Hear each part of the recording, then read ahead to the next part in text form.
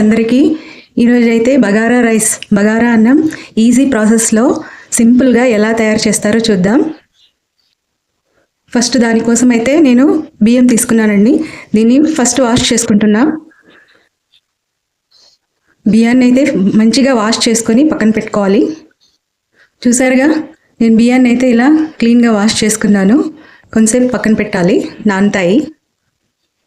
ఆ తర్వాత బియ్యం క్వాంటిటీని బట్టి మనం ఆనియన్స్ కట్ చేసుకోవాల్సి ఉంటుంది. నేను ఇక్కడైతే 5 తీసుకున్నానండి. ఇలా ఆనియన్ కట్ చేసుకునేటప్పుడు మనకు నల్లని డస్ట్ కనపడుతుంది కదండి, ఇలా ఉన్న లేయర్ని తీసేయడమే బెస్ట్. ఎందుకంటే ఇది తినడం వల్ల మనకు క్యాన్సర్ వచ్చే అవకాశం ఉంటుంది. సో మనం దాన్ని అవాయిడ్ చేయడమే బెటర్. చూస్తున్నారుగా, ఇలా సన్నగా పొడుగ్గా కట్ చేసుకోవాలి. ఆనియన్స్ ఎక్కువగా వేసినా ఏం నష్టం లేదు, చాలా బాగుంటుంది టేస్ట్. ఎన్ని ఎక్కువ ఆనియన్స్ వేస్తే అంత మంచిది. ఏముందిలే కడిగేసి వేసుకోవచ్చు కదా అనుకుంటారు చాలామంది. ఆ నల్లని డస్ట్ మాత్రం కడిగినా దాని నుంచి వచ్చే వైరస్ మాత్రం పోదంట. సో మనకి క్యాన్సర్ వచ్చే రిస్క్ చాలా ఉంది ఆ నల్లని డస్ట్ నుంచి. సో మనం అవాయిడ్ చేయడమే బెటర్ అండి.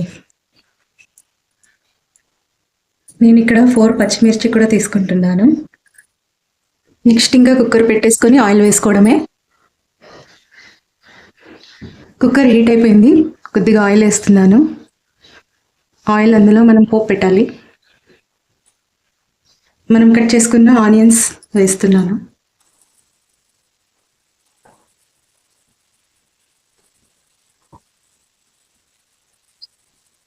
ఇంకా ఇందులోనే మసాలా దినుసులు కూడా వేస్తున్నాను. అందులోనే ఫ్రై అయిపోతుంది. ఆనియన్స్ బాగా ఎర్రగా ఫ్రై అవ్వాలి, అదైతే ఇంపార్టెంట్. చూసారుగా, ఆనియన్స్ వేగుతున్నాయి. ఇలాగే ఫ్రై అవుతూ ఎర్రగా అవ్వాలి ఆనియన్స్. మధ్య మధ్యలో ఇలా కలుపుతూ ఉండాలి మనము, ఆనియన్స్ ఎర్రగా అయ్యే వరకు. మాడిపోకూడదు.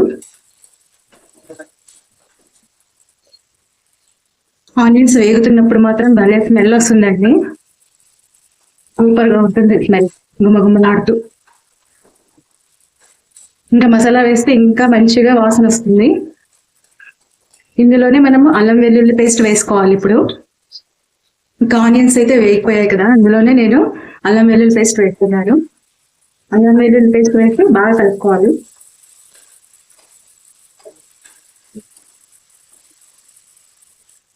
అల్లం వెల్లుల్లి పేస్ట్ పచ్చి వాసన అంతా పోయే వరకు కొద్దిగా ఫ్రై చేసుకోవాలి. టేస్ట్ కూడా కొద్దిగా ఎర్రగా అవుతుంది. సో మనం చేసే బగారా రైస్ కూడా కొద్దిగా కలర్ వస్తుంది అనమాట. బగారా రైస్ వచ్చేసి మటన్, చికెన్, ఇంకా దాల్చా, ఇంకా వంకాయ కూర, ఇలా చాలా కాంబినేషన్స్తో తినొచ్చండి. ఇంకా పన్నీర్, ఇలా మష్రూము, దాని కాంబినేషన్లో కూడా చాలా బాగుంటుంది ఈ రైస్. ఒకసారి ట్రై చేయండి ఇలాగా సింపుల్గా. అల్లం వెల్లుల్లి పేస్ట్ వేగిపోయింది. ఇంకా మనకు కావాల్సినంత వాటర్ పోసుకోవాలి. మనం తీసుకున్న వాటర్కి డబల్ వేసుకోవాలన్నమాట.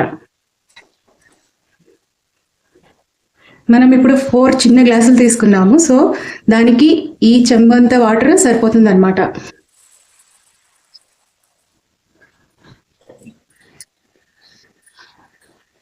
ఇంకా మనం తీసుకున్న పచ్చిమిర్చి, నేనైతే పచ్చిమిర్చి కోయట్లేదండి, అలాగే వేస్తున్నా. పచ్చిమిర్చి కోసి వేస్తే చాలా కారంగా ఉంటుంది. సో ఇలా పచ్చిమిర్చి ఇలా వేస్తేనే టేస్ట్గా ఉంటుంది. ఇంకా సన్నగా కట్ చేసుకున్న కొత్తిమీర లాస్ట్కి వేస్తున్నాను. ఇంకా మనం కడిగి పెట్టుకున్న రైస్ వచ్చేసి ఇందులో వేసుకోవాలి.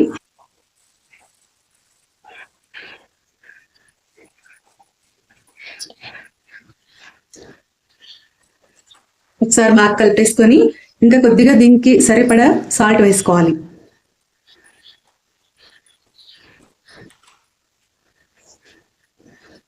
నేనైతే 1/2 స్పూన్ వేస్తున్నాను. మీరు ఎంత క్వాంటిటీ తీసుకున్నారో దాన్ని బట్టి మీరు సాల్ట్ వేసుకోవాలి.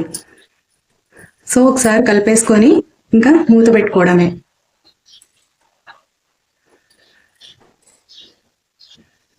మనం మామూలుగా అన్నం కోసం ఎన్ని విజిల్స్ పెడతామో అన్ని విజిల్స్ సరిపోతాయండి. నార్మల్గా అయితే 3 విజిల్స్ పెడతారు కదా, సేమ్ 3 విజిల్స్ రానివ్వాలి. బగారా రైస్ అయితే చక్కగా ఉడికిపోయింది. ఇదిగోండి, సూపర్గా ఉంది. 3 విజిల్స్ తర్వాత ఎయిర్ అంతా పోయిన తర్వాత మనం మూత తెరవాలండి, లేకుంటే రైస్ పచ్చి పచ్చిగా ఉంటుంది. చాలా బాగా ఉడికిపోయింది చూడండి.